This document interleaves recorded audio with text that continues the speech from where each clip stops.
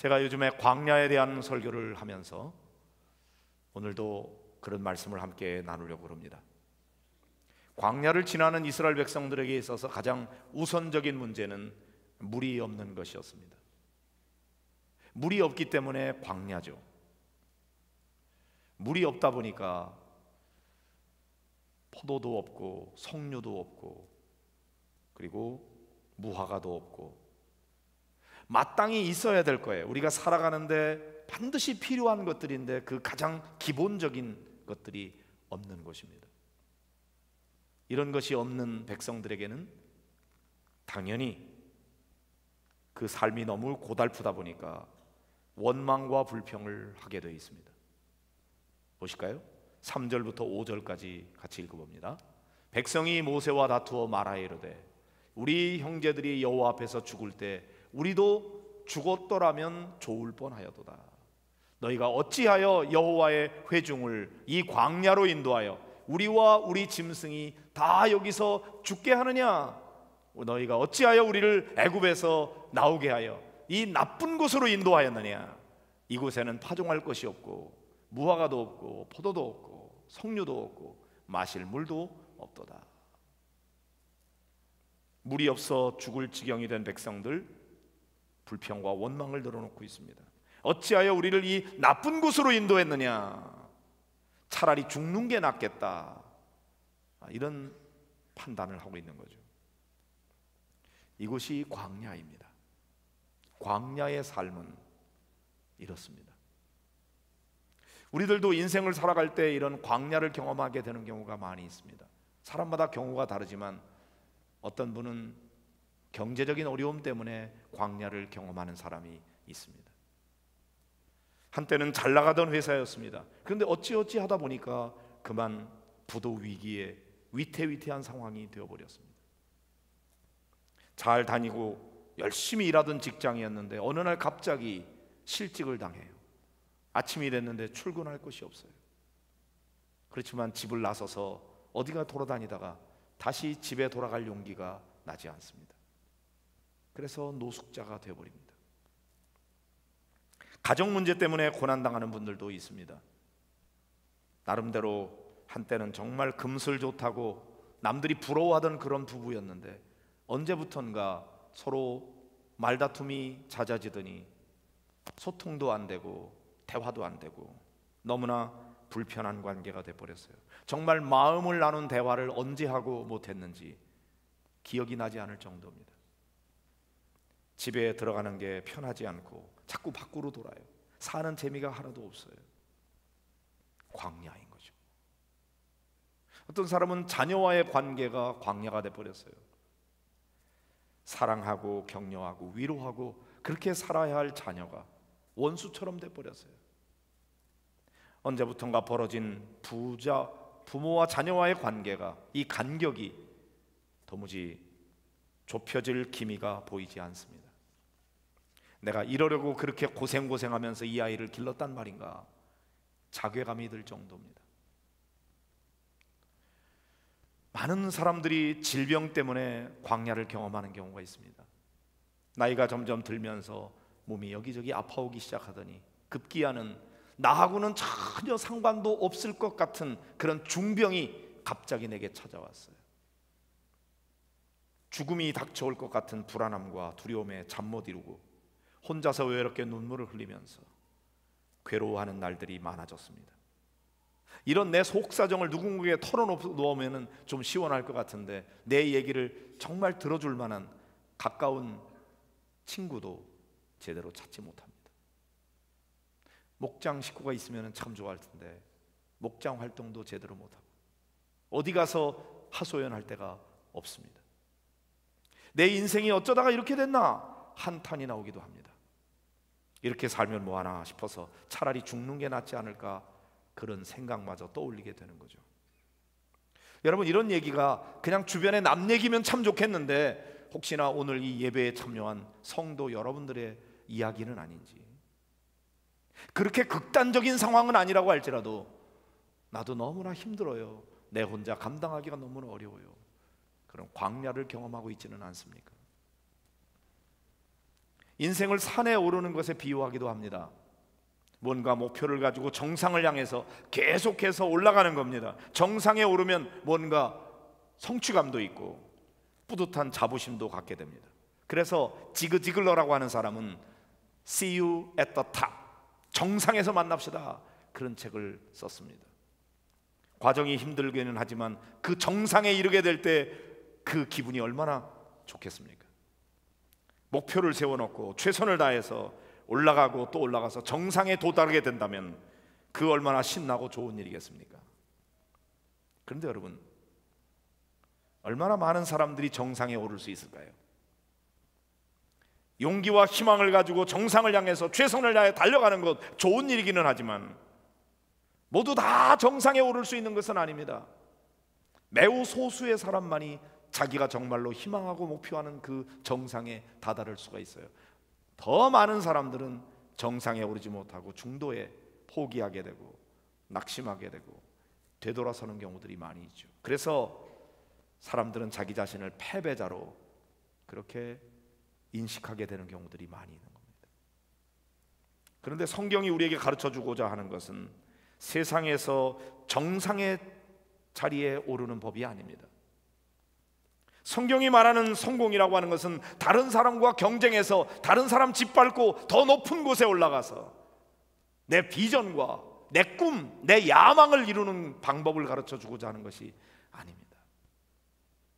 성경은 우리에게 어떻게 하면 다른 사람과 더불어 함께 이 광야의 길을 무사히 건너서 하나님이 우리를 위해 예비해 놓으신 그 가나안에 이를 수 있겠는가, 그것을 말해주는 것입니다.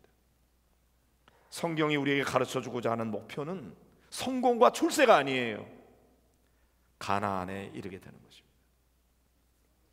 인생이 산에 오르는 것이라면 많은 사람들은 실패자가 되고 말 겁니다. 그러나 인생이 광야를 통과하는 것이라면 우리에게는 여전히 희망이 있습니다. 왜냐하면 우리가 인생에서 남들처럼 더 화려하고 풍요롭게 살지 못한다고 할지라도 그 나름대로의 의미를 가지고 더불어서 광야 같은 삶을 살아가면서 살아남을 수 있다면, 그래서 결국 하나님이 우리에게 예비하신 가나안 땅에 이를 수만 있다면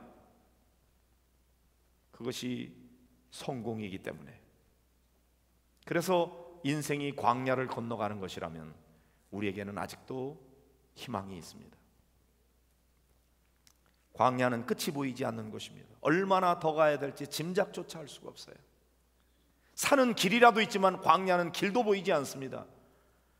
광야의 길은 바람에 의해서 금방 지워져 버리거든요. 우리의 광야 같은 인생길도 길이 안 보일 때가 있어요. 그래서 너무나 답답해요. 도대체 어디로 가야 될지 잘 모르고 언제 이 광야가 끝날지 앞이 보이질 않아요. 그래서 광야인 것이죠. 산에 오를 때에는 지도가 필요합니다. 그러나 광야를 지날 때에는 지도보다는 나침판이 필요해요. 왜요? 산은 지형지물이 쉽게 변하지 않지만 광야는 하루가 다르게 변화가 돼요. 오늘 있던 모래 언덕이 내일이면 사라지는 경우가 허다하기 때문에 지형지물 가지고 찾아갈 수가 없어요. 그래서 방향을 잃기가 너무나 쉽습니다. 광야는 모든 것이 불확실한 것입니다. 그래서 아무리 자신감이 넘치는 사람도 광야에서는 자신의 무력감을 절감하게 됩니다. 왜냐하면 자기의 힘으로 할 수 없는 일들이 너무나 많거든요. 내 힘으로 안 돼요. 내 건강도 내가 지킬 수가 없고 내 자식도 내 마음대로 안 되고 내 삶에 내 마음대로 안 되는 일이 너무나 많아요. 그게 광야예요. 그래서 자신감을 잃어버리게 되죠. 산을 오르는 일은 오르다가 힘들면 되돌아올 수 있습니다. 그러나 광야는 되돌아갈 수 없어요. 광야를 통과하는 가장 중요한 비결은 계속해서 광야를 통과해 가는 것입니다.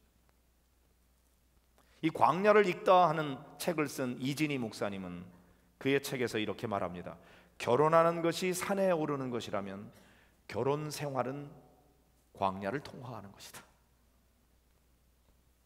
아이를 낳는 것이 산에 오르는 것이라면 아이를 기르는 것은 광야를 통과하는 것이다. 직장에 들어가는 것이 산에 오르는 것이라면 직장 생활을 하는 것은 광야를 통과하는 것이다. 이 저자의 관점에서 보면 결혼을 하고 아이를 낳고 직장에 들어가는 거, 그 나름대로 힘들고 어려운 일이기는 하지만 비교적 상대적으로 짧은 순간의 승부입니다. 그러나 결혼 생활을 계속해가는 것은 긴 시간이 필요해요. 아이를 낳는 것도 고통스럽지만 그 아이를 계속해서 자라날 때까지 기르는 일은 광야입니다. 직장에 입사하는 것도 참 어려운 일이지만 직장 생활을 계속한다는 것은 너무나 긴 광야 같은 지속성을 가진 고난의 연속인 것입니다. 이처럼 인생이 산을 오르는 것보다는 광야를 지나는 것임이 더 닮아 있는 것이죠. 인생이 광야를 지나는 것이라고 하는 것을 안다면 사람들은 더 빨리 더 높은 곳을 향해서 오르려고 발버둥치지 않을 것입니다. 왜냐하면 그렇게 한다고 광야를 빨리 지나갈 수 있는 게 아니거든요. 좀 더 여유를 가지고 더불어서 함께하는 동행자를 찾게 될 것이고, 거기서 어떻게든지 살아남는 게 중요하지 빨리 가려고 해봤자 더 힘들고 어렵고 지치고 넘어지고 쓰러지는 거거든요. 그런데 많은 사람들이 인생이 광야인 줄 모르고 산에 오르는 것처럼 살아가려고 그래요. 더 빨리 가려고 그러고 더 높이 올라가려고 그러고, 경제 원리를 가지고 적은 노력을 기울여서 빨리 많은 결과를 얻으려고 하다 보니까 너무나 빨리 지쳐요. 넘어져요. 쓰러져요. 낙심하고 마는 것입니다. 자, 이제 이 인생이 광야를 통과하는 것이라는 점을 우리가 깨달았으면 이제 어떻게 해야 될까요? 오늘 이 죽을 것 같은 상황에서 모세와 아론이 어떻게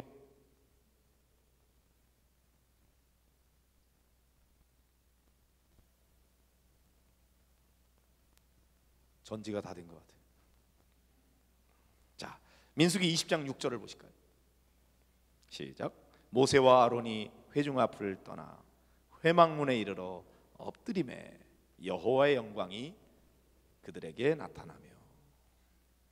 일단 모세와 아론이 한 일은 뭐예요? 불평과 원망하는 회중 앞을 떠났다는 겁니다. 그러한 불평과 원망 속에는 답을 찾을 수가 없어요. 회막문에 이르러 하나님 앞에 엎드렸어요. 왜? 해답은 하나님께 있기 때문에. 그때 여호와의 영광이 그들에게 나타나며 살 길을 일러 주셨습니다. 이건 대단히 중요한 원리가 여기 있습니다. 사랑하는 성도 여러분, 위기와 고난의 순간을 맞았을 때 우리는 일반적으로 왜 이런 고난이 닥쳐왔는가 원인을 찾으려고 그래요. 그리고 대부분 누구 때문에 이런 상황이 벌어졌는지 그 원인이 항상 다른 사람에게 있다고 생각하고 그걸 발견하려고 그러고 그 사람에게 그 책임을 전가시키려고 그럽니다. 너 때문에 그렇게 됐어. 너 어쩌려고 이렇게 했어. 왜 그랬어. 너 어떻게 책임질래. 그러나 이런 방식으로는 이 광야의 위기를 극복할 수 없습니다. 그럼 어떻게 해야 됩니까? 불평과 원망의 자리를 떠나야 됩니다. 그리고 회막 앞에 하나님 앞에 엎드려야 되는 거죠. 그때 여호와의 영광이 그들에게 나타나고 이 위기를 극복하는 방법이 하나님으로부터 주어지는 것입니다. 광야 같은 인생길을 살아갈 때 우리들도 하나님 앞에 엎드려야 됩니다. 그게 살 길입니다. 예수님도 광야를 경험하셨죠. 마가복음 14장 34절을 보실까요?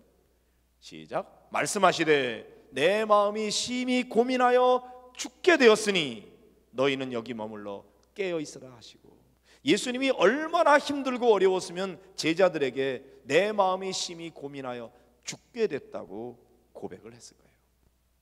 이때 예수님이 하신 일은 뭡니까? 하나님 앞에 엎드리는 일이었습니다. 그런데 그 광야가 하나님을 만나는 장소였습니다. 거기서 하나님의 말씀을 들을 수 있습니다. 이 광야에서 하나님의 영광을 보게 되는 것입니다. 여러분, 광야는 하나님이 말씀하시는 곳입니다. 광야라는 말, 그 원어로 뭐라고 되어 있냐면은 미드바르입니다. 그런데 말씀하셨다고 하는 말은 다바르입니다. 미드바르, 다바르 비슷한 말이죠. 어원이 같습니다. 광야라는 미드바르의 어원이 말하는 입을 가리키는 그런 다바르입니다. 광야라는 말하고 입이라는 말이 어원이 같다는 건 너무 놀랍지 않습니까? 왜 그래요? 광야에서 하나님이 말씀하신다. 이스라엘 백성들은 수도 없이 광야에서 하나님의 말씀을 들었습니다. 보세요. 미디안 광야에 있던 모세를 불러서 떨기나무 불꽃 가운데서 하나님이 말씀하십니다. 광야 한복판에 있는 시내산에서 하나님은 모세에게 말씀 계명을 주셨습니다. 이스라엘 백성들은 광야에서 하나님을 만났고 광야에서 하나님의 음성을 들었습니다. 이스라엘 백성들에게 있어서 광야는 하나님의 말씀을 듣는 곳이었습니다. 그래서 하나님의 말씀을 들으려면 광야로 나가야 한다고 생각했습니다. 세례 요한은 광야에서 하나님의 말씀을 외쳤어요.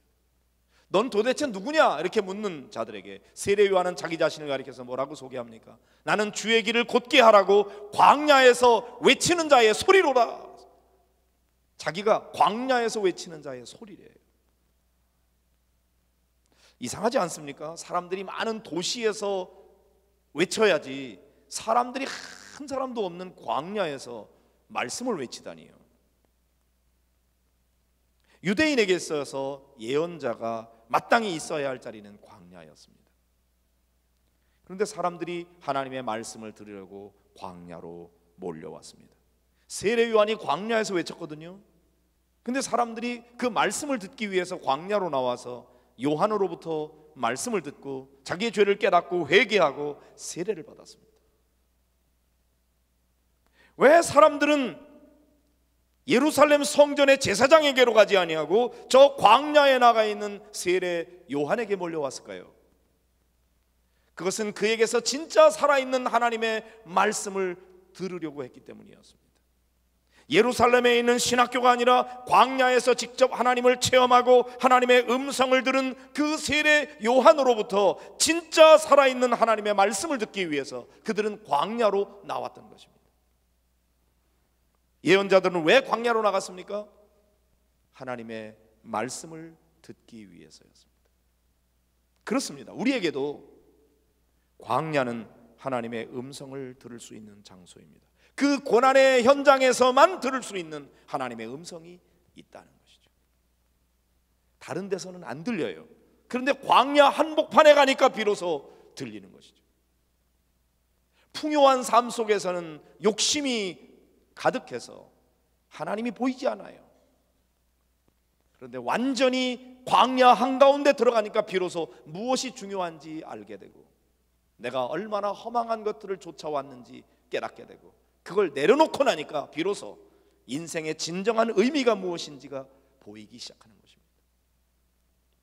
모세도 광야 한가운데 있는 시내산에서 40일 동안 머물면서 계명 말씀을 받았습니다. 이스라엘 백성들은 40년 동안 광야 생활을 통해서 하나님을 만났습니다. 엘리야도 광야 한복판에 있는 호렙산에서 40일 동안 머물면서 세미한 하나님의 음성을 들었습니다. 예수님도 40일 동안 유대 광야에 들어가 금식하며 기도하셨고 그 광야에서 마귀의 시험을 받으셨으나 이기셨습니다. 왜 광야에서 하나님을 만나고 왜 광야에서 하나님의 음성을 들을 수 있을까요? 광야는 복잡하지 않고 단순하기 때문입니다. 광야에서는 스케줄이 필요 없어요. 해가 뜨면 일어나고 해가 지면 잠을 자면 됩니다. 광야에는 모든 것이 멈춰 있는 것 같습니다. 아무것도 움직이는 게 없어요. 광야에는 바쁠 이유가 없어요. 광야에는 아무것도 보이지 않아요. 오직 하나님만 바라볼 수밖에 없는 것이죠. 그래서 그 광야는 오히려 하나님의 음성이 가장 크게 들리고 가장 분명하게 들리는 것입니다. 우리가 너무 복잡하게 현대 사회 속에서 바쁘게 일하다 보니까 하나님의 음성이 들리질 않아요. 잠시 리트리트 뒤로 물러나서 광야 가운데 머물러야 돼요. 광야에서 하나님 앞에 엎드린 모세에게 들린 하나님의 말씀은 뭡니까? 7절부터 9절을 같이 읽어보겠습니다. 여호와께서 모세에게 말씀하여 이르시되, 뭐라 그랬어요? 지팡이를 가지고 내 형 아론과 함께 회중을 모으고 그들의 목전에서 너희는 반석에게 명령하여 물을 내라 하라. 내가 그 반석이 물을 내게 하여 회중과 그들의 짐승에게 마시게 할지니라. 모세가 그 명령대로 여호와 앞에서 지팡이를 잡으니라. 모세는 하나님의 음성을 들었어요. 반석에게 명령하여 물을 내라. 그 명령에 순종해서 여호와 앞에 지팡이를 잡았습니다. 그들이 상상하지도 못했던 방법으로 하나님께서 반석을 터쳐 그들에게 생수를 공급하게 해주셨습니다. 할렐루야. 사랑하는 성도 여러분, 지금 우리가 있는 곳이 광야라면, 그래서 우리에게 있어야 될 것들이 아무것도 없고 앞이 보이지 않고 도대체 어디로 가야 될지 잘 모르고 언제나 이 광야가 끝날 것인지 그 끝이 보이지 않는 그런 광야 같은 인생길을 걷고 있다면, 여기서 이제까지 해왔던 불평과 원망은 내려놓으시고 여기서 슬퍼하고 눈물 흘리고 좌절하고 절망하기만 해서는 안 됩니다. 거기에는 희망이 없어요. 오히려 그곳이 하나님을 만나는 장소가 되기를 바랍니다. 거기서 예전에 듣지 못했던 하나님의 음성을 듣는 자리가 되기를 바랍니다. 거기 하나님의 영광이 나타나는 곳입니다. 광야의 삶을 낭비하지 마십시오. 그 엄청난 광야를 경험하면서도 하나님을 만나지 못하고 하나님의 말씀도 듣지 못하고 그런다면 그 얼마나 큰 손해이고 얼마나 놀라운 엄청난 불행입니까? 광야의 삶을 사는 것도 억울한데 거기다가 하나님의 음성도 듣지 못하고 하나님을 만나지 못한다면 그 광야의 삶이 우리에게 무슨 유익이 있겠습니까? 그러나 오히려 비록 광야는 너무 힘들고 어렵고 고통스러운 것일지라도 우리가 그 광야에서만 들을 수 있는 하나님의 음성을 들을 수 있다면, 그 광야에서만 만날 수 있는 하나님을 만날 수 있다면, 거기서만 만날 수 있는 하나님의 영광을 보게 된다면 광야는 오히려 우리에게 놀라운 은혜의 자리가 아니겠습니까? 그러므로 사랑하는 성도 여러분, 이 놀라운 은혜의 기회를 놓치지 마시기를 바랍니다. 광야 같은 고난의 시기에 하나님을 만나고 하나님의 음성을 듣는 은혜의 기회를 여러분이 맛보게 되시기를 주의 이름으로 축복합니다. 그러므로 광야를 걸어가는 성도들은 하나님 앞에 엎드려야 돼요. 새벽기도 시간이 하나님 앞에 나와서 하나님의 임재를 경험하게 되는 그런 시간이 되기를 바랍니다. 아멘도 안 하잖아요. 새벽기도 나오라니까 갑자기 그냥. 여러분, 광야를 경험하면서도 새벽기도 안 하면 언제 새벽기도 하겠습니까? 내일 볼 거예요. 말씀 묵상의 시간을 통해서 하나님의 음성을 들을 수 있게 되기를 바랍니다. 예전에는 들리지 않았는데, 예전에는 깨닫지 못했는데 광야 한가운데서 읽어보니 이 말씀이 더 달고 오묘한 하나님의 말씀임을 깨닫게 되는 거예요. 그렇다면 광야는 우리에게 유익한 것입니다. 그러나 광야를 경험하면서도 음성 듣지 못하고 하나님 만나지 못한다면 그 광야는 우리에게 너무나 불행이에요. 모세와 이스라엘 백성들은 광야에서 물이 없어 불평하다가 하나님 앞에 엎드렸을 때 그때 반석에서 솟아나오는 생수를 마시게 되었습니다. 여러분도 광야와 같은 고난 때문에 하나님 앞에 엎드렸다가 우리 구주 예수 그리스도라는 생수를 마시게 되기를 주의 이름으로 축복합니다. 우리 목양교회 공동체를 통해서 여러분의 영혼의 생수를 공급받게 되기를 바랍니다. 주일마다 드리는 이 목양교회 주일 예배 시간이 여러분의 인생의 오아시스가 되기를 축복합니다. 광야는 외로운 곳입니다. 혼자 지나가기 너무나 힘든 곳입니다. 그래서 동행자가 필요해요. 여러분의 목장 식구들이, 우리 목양교회 성도들이 여러분의 광야길을 걸어가는 좋은 동행자가 되기를 바랍니다. 혼자 가려고 하지 마세요. 길이 보이지 않는 곳에서 우리의 길을 인도할 가이드가 필요해요. 광야 같은 인생길을 가장 잘 인도하실 가이드는 우리 하나님 아버지이신 줄로 믿습니다. 그러므로 그 아버지의 인도하심을 따라가면 반드시 광야를 건너가 가나안에 이를 수 있는 것입니다. 사랑하는 성도 여러분, 가나안에 이르기까지 우리 가이드 되신 하나님을 붙드시기를 바랍니다. 우리 주 예수 그리스도야말로 우리를 아버지께로 인도하는 유일한 길이요 진리요 생명이십니다. 나로 말미암지 않고는 아버지께로 올 자가 없느니라 말씀하셨어요. 또한 성령 하나님께서 우리가 그 인도하심을 받을 수 있도록 우리를 도와주시고 우리와 함께 하십니다. 성부, 성자, 성령 삼위일체 하나님께서 광야와 같은 인생길을 걸어가는 여러분들을 사랑해 주시고 여러분과 함께 하시고 여러분을 도와주시면서 여러분을 가이드해 주실 것입니다.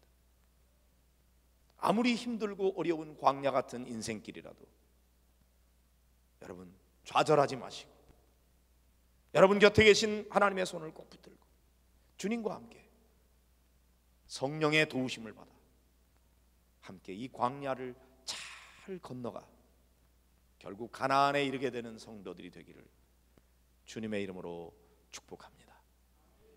우리 함께 기도하기를 원합니다. 하나님, 저는 지금 광야에 있습니다. 그런데도 나는 더 높은 곳을 향해서 올라가려고만 했습니다. 정상으로 올라가려고 하다가 중도에 너무 낙심하고 포기한 때가 많았습니다. 그러나 우리 인생이 산에 오르는 것보다는 오히려 광야를 건너가는 것임을 알게 됐습니다. 홀로 가기 어렵습니다. 동행자가 있게 해주시고 성부, 성자, 성령 하나님께서 함께 해주셔서 나를 가이드해 주시고 필요한 힘을 주시고 그래서 반석에서 생수가 터져 나오는 것을 맛본 것처럼 아버지, 나도 주님 앞에 엎드리게 해주시고 예전에 듣지 못했던 광야에서만 들을 수 있는 하나님의 음성을 듣게 해주시고 예전에 알지 못했던 광야에서만 만날 수 있는 하나님을 만나게 해주시옵소서. 우리 다 같이 함께 기도하겠습니다. 참 좋으신 우리 아버지 하나님,